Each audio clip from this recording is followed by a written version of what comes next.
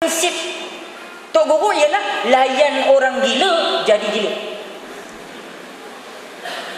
Macam berlaku di salah sebuah tempat yang paling bahagia di Perak, iaitu Kampung Bahagia di Tanjung Rambutan. Tanjung Rambutan ini tempat menghimpunkan pesakit-pesakit mental, tuan-tuan. Rumahku pun tak jauh daripada situ. Jadi dapat berita hari itu seorang YB ziarah pesakit-pesakit mental.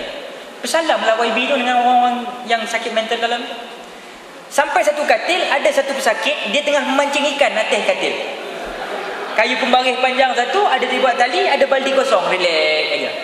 Yang berhormat ni dia dah fikir, macam mana aku nak bercakap. Kalau aku rapat tentu pasal kan, sat lagi dia balun aku dengan kayu tu.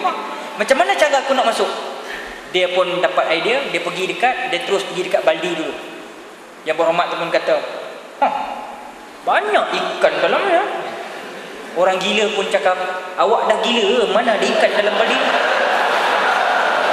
Layan orang gila